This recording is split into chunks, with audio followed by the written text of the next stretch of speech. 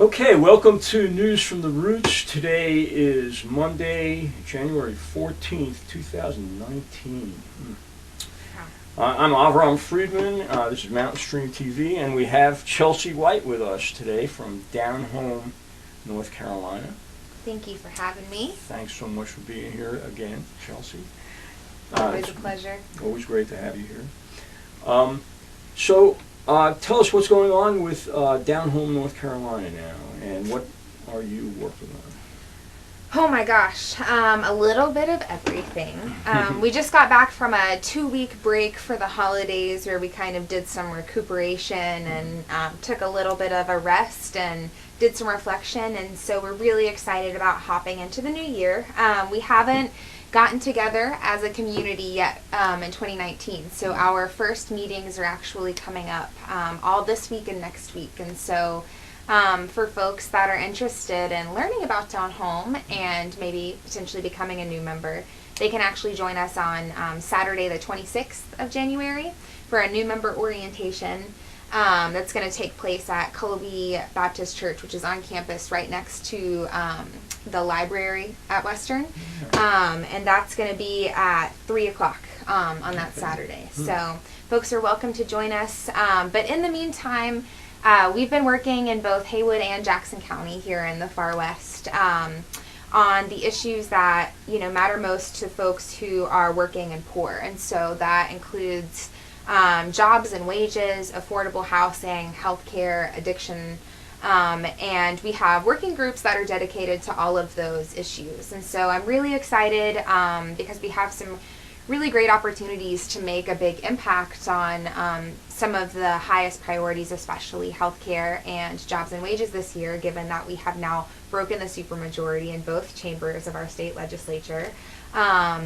And we're coming up on some opportunity to push for Medicaid expansion. And then this month, as you and I were talking about before this interview, there's a point-in-time count where we get a snapshot of the homeless population in our local communities. And that helps us get funding to go towards programs that help alleviate the impact of homelessness. And so that's coming up towards the end of the month, and so we're getting to work on that. We're planning on jumping on the Raising the Wage campaign to try and work towards a $15 minimum wage for the whole state of North Carolina.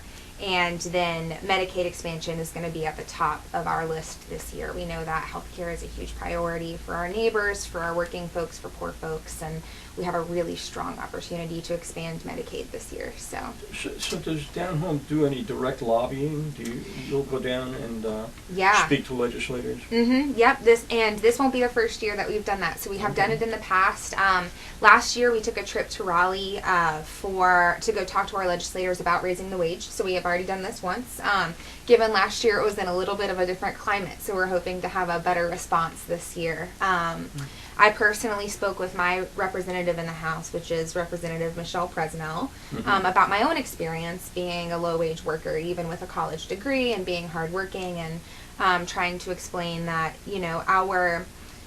our region has sort of been pitched as the land of lost opportunity. If you are a millennial trying to plant your roots and set your goals for the future, and most folks have told me that I can't support myself if I stay here. And so even explaining that to the representative last year, she was not very receptive to that and did not believe that it was her place to tell businesses how much they should pay their employees. So I'm excited this year to make another visit to those offices and see how the dynamic has changed. And we've also paid visits to D.C. last year while they were in the midst of separating the families at the border. We went up there to stand with our brothers and sisters of immigrant backgrounds and to demand that we have more humane immigrant policies in the United States. And so this year we're already planning on taking a trip to Raleigh explicitly for Medicaid expansion. And so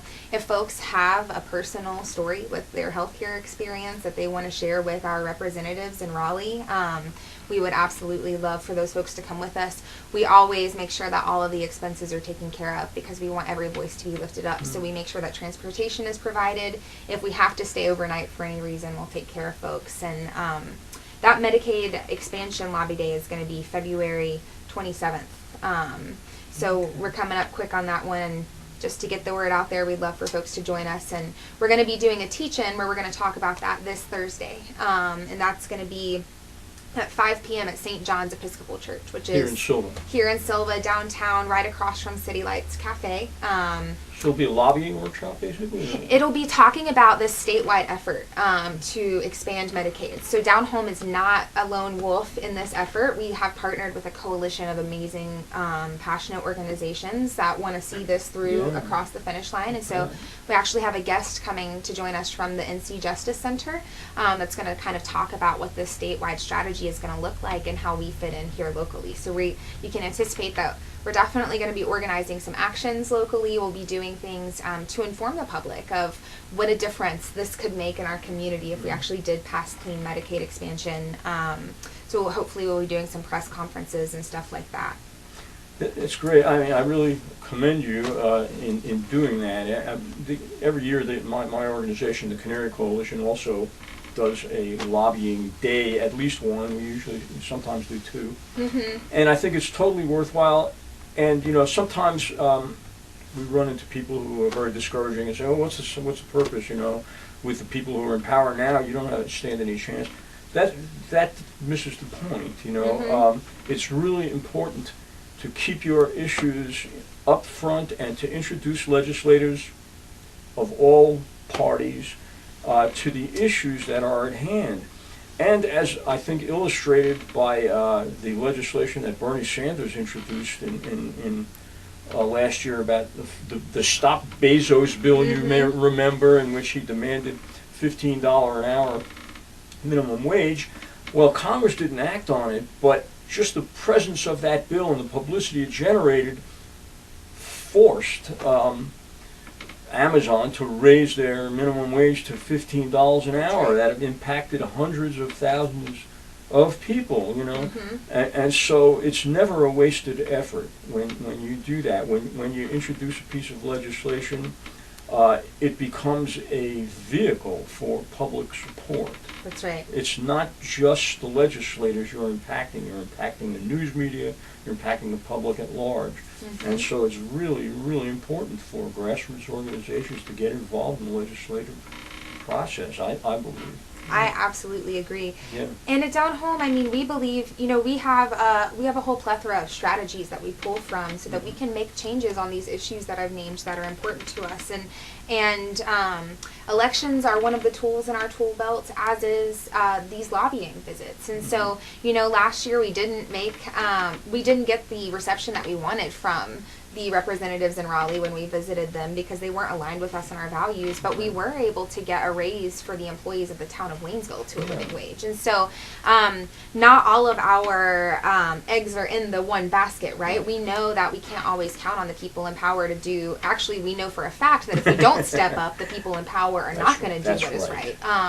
And we know that even when we do step up, we can't always count on them, which means that we have to be thinking creatively all the time about how we're going to be coming up with backup plans to keep making progress. We're never gonna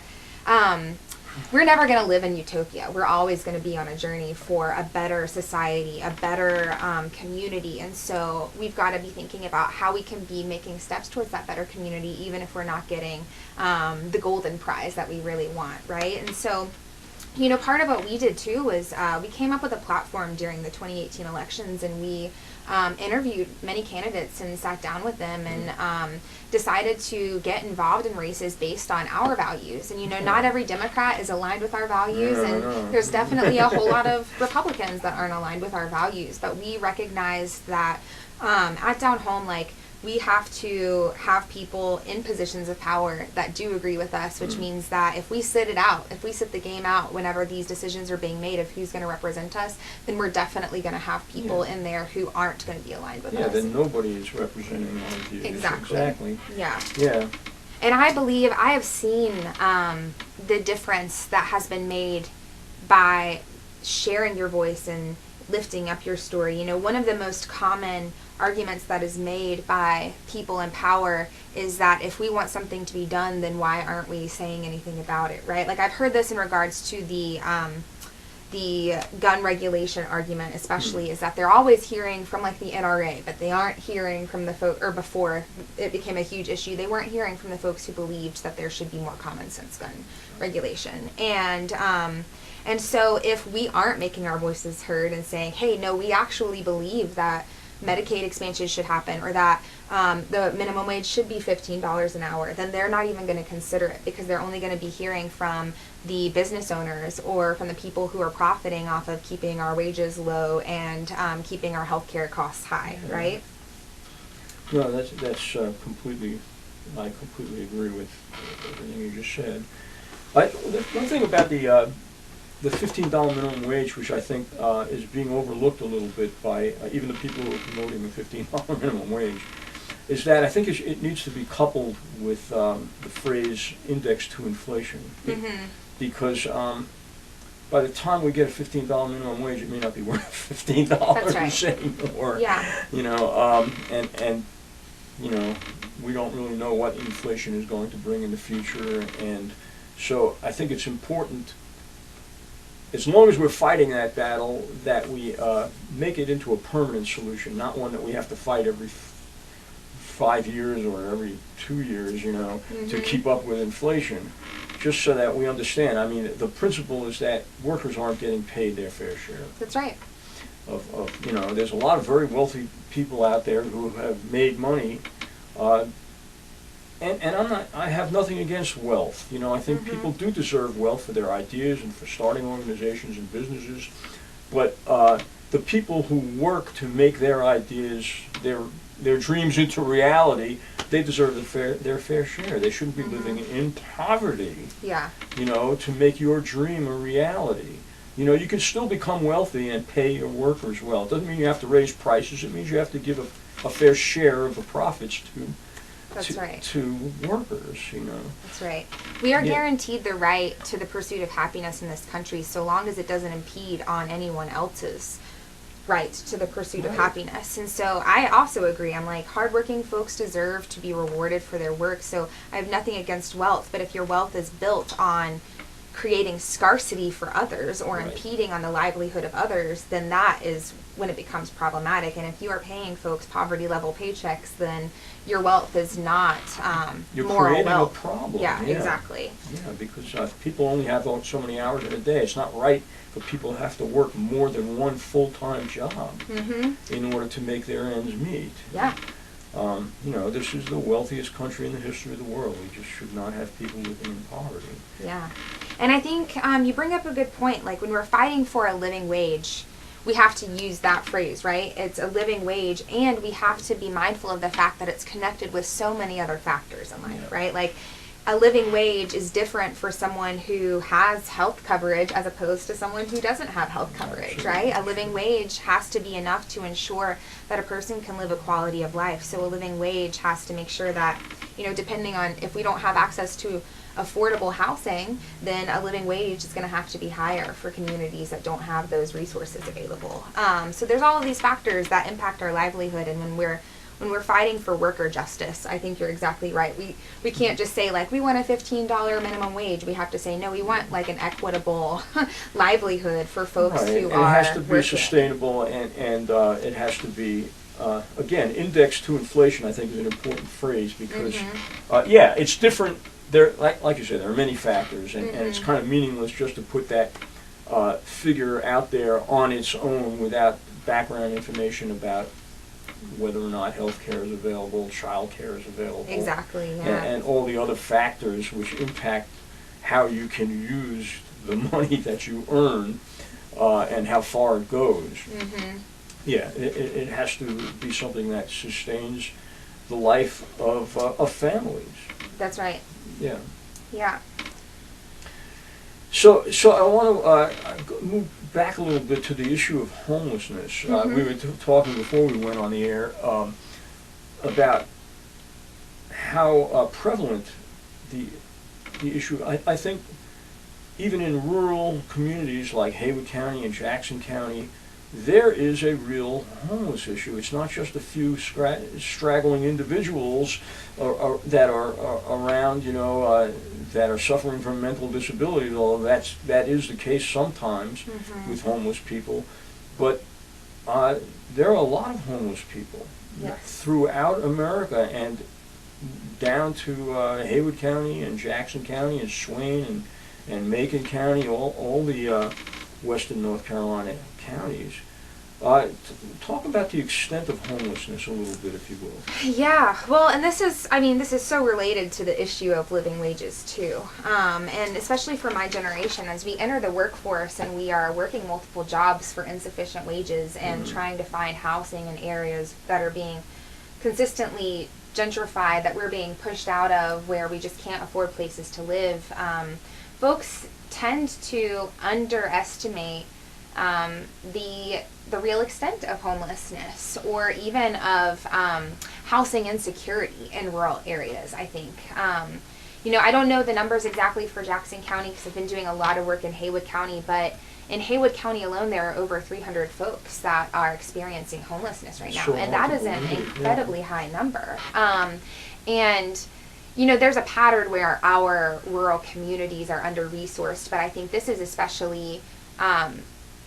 especially stark one. When you think about homelessness in the far 7 counties, we have 2 available shelters in 7 counties past Asheville. And which are located where? One is in Murphy and one is in Haywood County. And the one that is in Haywood County is a high barrier faith-based shelter. And so high barrier means that folks who are admitted to the shelter have to pass drug and alcohol tests. They have to have a kind of like life plan that they are working towards. And they are consistently full. So even with the high barrier, they maintain all of their beds, stay full. They also are just now able to provide for children. They're building a women and children's shelter. So up until now, the shelter in Haywood has only been able to provide for single men and women, because it was a gender-based dormitory. And there were no children allowed. So all of these homeless kids, where do they go? Right now what we're seeing in Haywood County is a lot of camping communities, and I'm sure that they exist in Jackson County too. And what happens in rural areas is that because we don't tend to have this high population density like clustered into these small areas, we don't see the homeless folks as often, right? Like they are literally camping in the woods, sometimes like in the national forest, in the national park. Some of our members have had that experience, and these aren't all folks that I think there's often like this perception of homelessness, like people tend to think that you must have done something wrong if you are homeless, like you must have screwed up somewhere along the way to get yourself in this situation. But you didn't have the money to pay the rent that month. You just didn't have the money to pay that rent that month. Or think in the climate that we're in, I mean, even thinking about my personal situation, if one thing were to go wrong, I mean, a serious car accident, which has happened in the past, or a serious medical incident, or God forbid, I lost my job or my partner lost our job, like we would end up on the streets. We are fortunate that we have a really supportive family and community system, so we probably would have somewhere to stay. But for folks who don't, that's all it takes is one thing to go wrong. And oftentimes, a medical emergency or something. Exactly. And these can be working folks who are still camping in the woods, working and only making $8 an hour, which is why they can't pay the rent. So basically people, like, they'll start using their credit cards, max out their credit cards, and then that's it. Yep. What do? Everything gets taken. Everything gets taken. If they have making car payments, their car gets taken. That's right. And so what happens to people in the middle of winter and it's 17 degrees outside? I mean, that is the question. What is our community willing to do? Because Are there right people now, dying? Are there people dying of freezing to death? I know that there have been records of people dying, at least in Buncombe County. And see, this is hard to monitor too, because do we know how many people are actually dying if they're in the woods when it's happening? Well, they're either dying or suffering terribly. Oh, absolutely. Yeah. And while they're suffering terribly, they're also being having the finger pointed at them. At least this is the case in Haywood County, saying like, hey, you're squatters, you're gross, you're nasty, you're making us look bad. And so while they're trying to survive, while they're suffering terribly, they're simultaneously being stigmatized and condemned by society, while they're literally just trying to get through the winter with whatever it is that they have. And for, there are some cold shelters that open up, which is when a facility will open its doors for cold grace when it drops below 32 degrees at night. But I think about it being 35, 36 degrees at night, and I'm still freezing cold if you don't have any heat. Are there churches that open their doors? There are a few. The health department will occasionally open its doors, and then the Pathways Shelter. Just to government buildings, and people Right. sleep on couches and chairs and Cots, things. yeah, sleeping bags. They can bring their own sleeping bags with them, that kind of thing. And then the shelters that do exist, like Pathways, the homeless shelter in Haywood County, they will also offer cold grace. So on the nights when it drops below 32 So there degrees. is a threshold at which they open their doors to Yes. a broader population of homeless That people. being said, if folks have animals, Sure, or children or other things that might prevent them from being able to access those cold grace opportunities. So what beyond the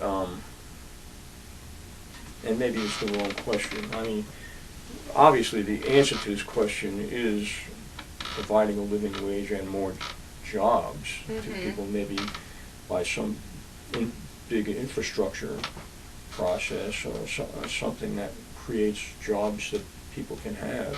Like there's a guaranteed jobs program that again Bernie Sanders has introduced with some other legislators and other congressional figures, that would essentially create a pool of jobs on the national level. So anybody who ever needs a job, if you can't find it in the private sector, you can find it in government and get paid $15 an hour plus health benefits. I mean, I think that is what we need for the long term. I mean, to solve the issue on the long term. But there are people who aren't capable of working. That's right. Too, and so they need to be provided for as well. They're elderly, or they have mental illness, or are injured in some way. A lot of veterans are on the streets, and every person needs to be taken care of on some level.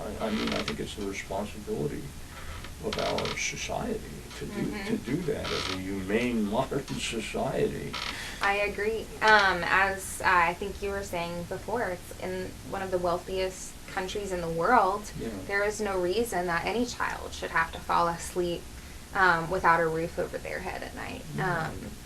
And I think for one, it is like working towards that sustainable living wage, working towards job security for every person. And I think, for me, if I'm like, I'm going to dream big, it's a multi-pronged solution where it's like everyone has access to the childcare that they need so that they can go to work. And like here in our rural communities, we have an actual public transportation system that works so that people can get to their jobs once they get them. And that everyone has, I think, also a guaranteed place to live, because that is another an equality place to live. Something else that we run into here in Jackson County especially is that there are substandard housing that is owned by one or two landlords that own a mass amount of this substandard housing. Trailer parks where they charge people $600, $700 a month to live in trailer parks where they can't even sleep in the master bedroom because the mold is so bad that you can stick your fingers through the wall.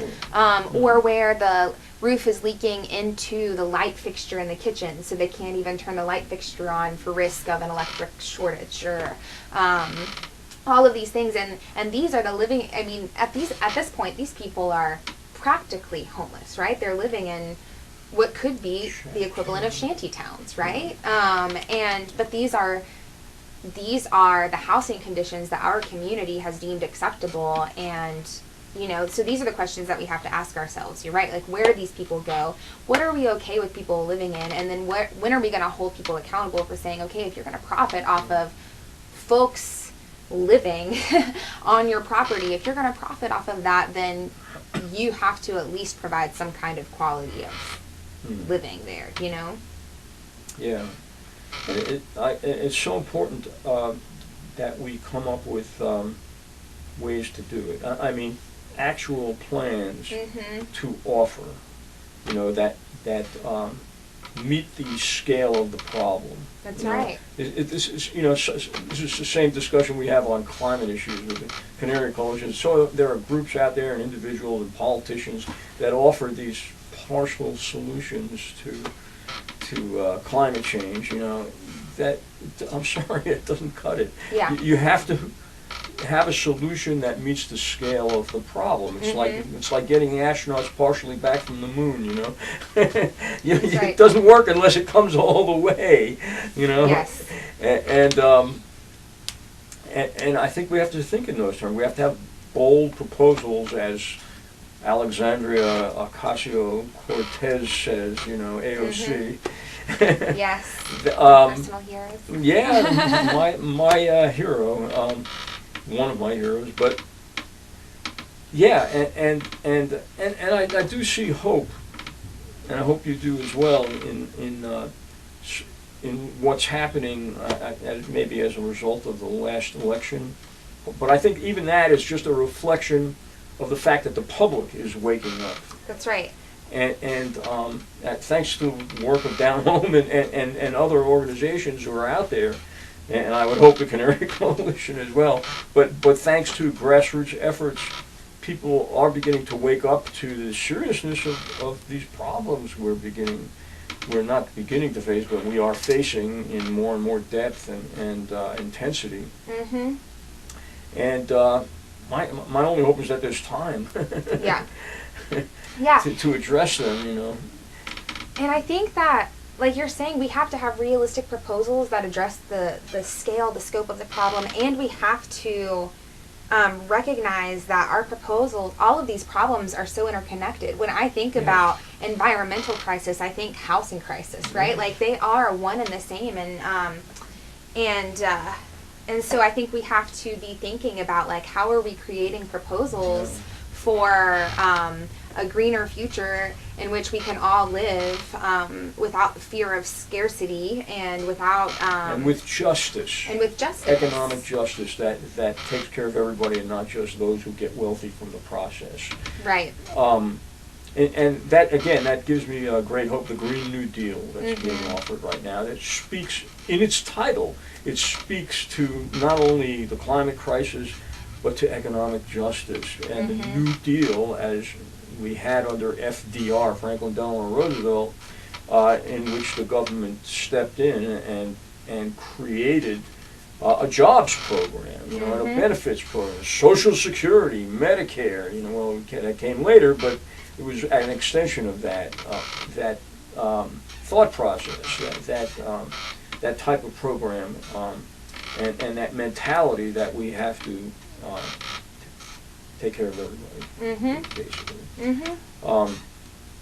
And yeah, I do see a lot of promise in that being discussed now, and a whole new generation of people who are getting involved in politics and who are demanding real solutions. And you know, even the word realistic has two meanings to it. You know, there are the sort of the moderate centrists who say, well, let's be realistic, we can't take care of everything, you know.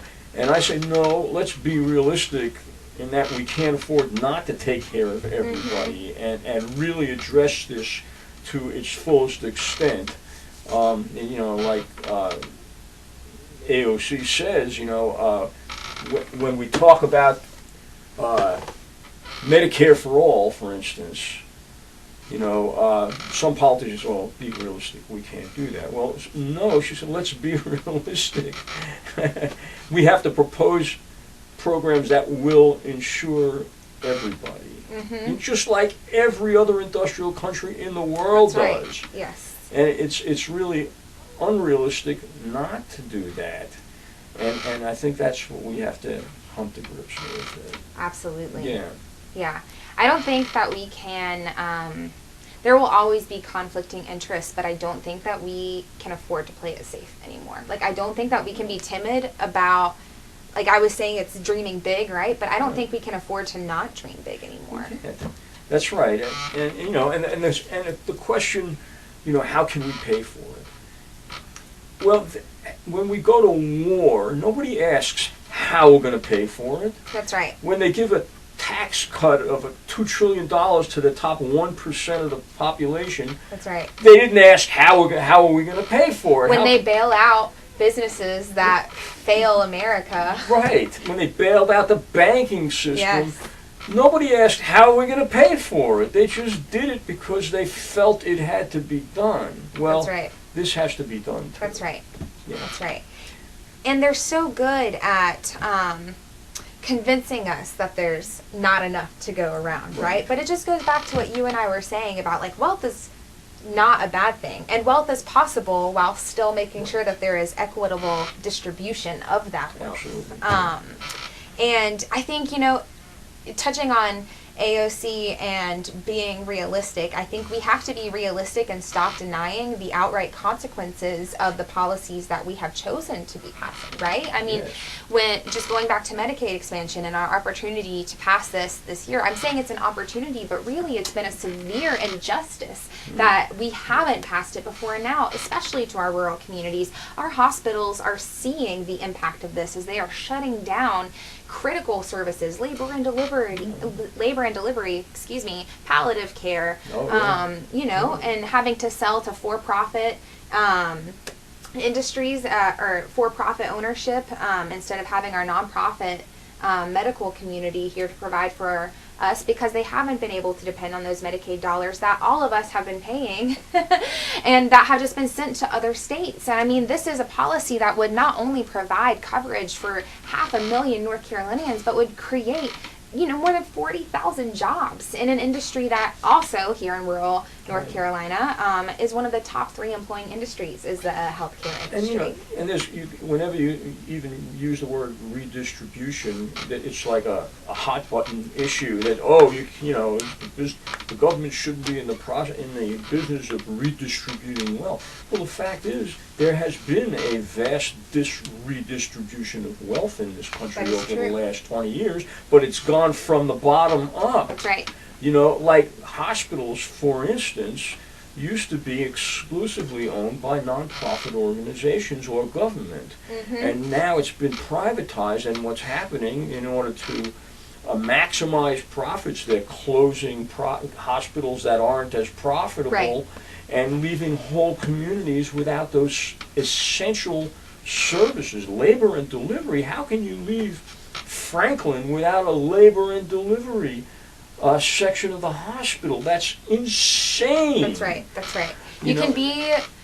There are people in our state legislature who run on a campaign of being pro-life, and yet who have been adamantly against Medicaid expansion, which has then had the impact of removing labor and delivery units. And so, is it that we are pro-life, or is it that we are pro-profitable lives? Only lives that we can make a profit off of. Well, yeah. And there's maybe more basic even is just the standard of living of people who work full-time. You know, in 1960, if you were working a full-time job at minimum wage, you could support yourself. Mm-hmm. And that was the point of the minimum wage. That was the point of the minute, that it was a livable wage. Today, if you're earning the minimum wage, you cannot support yourself. You have to work more than one full-time job. That's absolutely Or there has right. to be, or a family has to have 2 wage earners, unlike in the 1950s and 60s. So that there has been a dramatic redistribution of wealth in this country. Absolutely. Productivity has been skyrocketing in America. We have not lost our productivity since the 1960s. It's higher than it ever was. That's right. But the wages have been stagnant and even decreasing. I mean, decreasing in value, certainly. In value, absolutely. It was 2009, it was a decade ago, when I entered the workforce for the first time, and that was the year that the minimum wage became $7.25. So since that time... What year was that? 2009. 2009. So since that time, I have graduated high school, graduated from undergrad That's and 10 years graduated ago. from Yeah. graduate school, and still the minimum wage, if I were to go have to work at McDonald's or Bojangles again, I would be making the same amount that I would have been making in 2009, or that I was making. Plus, in there are 2009. exemptions, like certain restaurant jobs don't even have to pay. That's right. the- I've been the a minimum waitress for wage. most of my life, and it's $2.13 for tipped workers. For tipped workers, the minimum wage salary is $2, And 13 cents. which is that's Nothing. terrible. There are times Yeah. when servers, if you report a certain amount of tips, you may get a $0 paycheck because your tips outweighed the need for them to, or your tips were so much that the taxes got pulled out of your paycheck, and so then That's it was terribly unjust. Yeah, absolutely. Yeah, that should not exist. There should be a minimum wage for all workers, restaurant workers included. That's right. And it's proved that the people who are complaining that that'll put businesses out of business, they're not looking at the reality, the studies that have been done that prove exactly the opposite. When you put more money into an economy, including a local economy, it creates more spending, and all businesses prosper. That's when that exactly happens. right. If you told one specific restaurant or one business, you have to raise your wage to $15 an hour, nobody else does, that wouldn't work. But if you're telling everybody that they have to pay a living wage, then suddenly the community has more wealth, and everybody prospers. That's right, absolutely. Yeah. And I mean, the business owners are also benefiting because there is higher employee retention. You don't have to be constantly training new folks because folks are leaving for higher paying jobs, or because they can't afford their child care with whatever it is that you're offering to pay them. They're healthier because they can afford things like healthier preventative care or health care in general. So the businesses, in the end, there is evidence that this is actually that beneficial it benefits to them. the businesses, absolutely. Yeah. As would a Medicare for All business or a program benefit the entire business community in the country. Because it's a terrible burden to business, especially large industries, to have to provide health care for their Employees. And if that burden was taken off of them and all they had to do was take care of the payroll tax, basically, it would simplify their records, it would simplify bookkeeping, it would decrease the amount of money that they have to put into that, and they wouldn't worry about hiring more workers because it's not a further burden on them. So again, that program would, and many industries are beginning to realize that too, that sector is beginning to come on board to the idea of Medicare for all. I believe that we're going to see that happen because apparently even a majority of Republicans now, not politicians, but registered Republicans, agree that a Medicare for all program would benefit everybody. Yeah, people seem to understand that the outcomes of providing health care for folks would save all of us so much money. We wouldn't be paying for the negative outcomes of folks not having access to preventative health care and healthy food options and mental health treatment, and we wouldn't have to be paying, our tax dollars wouldn't have to go towards outstanding emergency room bills because folks would have gotten the care that they needed ahead of time, or and it would relieve emergency rooms of the burden of having to take care of a lot of people that they wouldn't ordinarily have to pay, and they could focus on emergencies. Yeah, they wouldn't have to serve as a primary care center anymore. Right. Yeah, exactly. Yeah. So we would it would save all of us so much money, and especially those business owners, like you mentioned. I think, I like to use just this phrase that's like, and I've heard it ever since I was a kid. I think I actually heard it when I was playing soccer. But we're only as strong as our weakest link, right?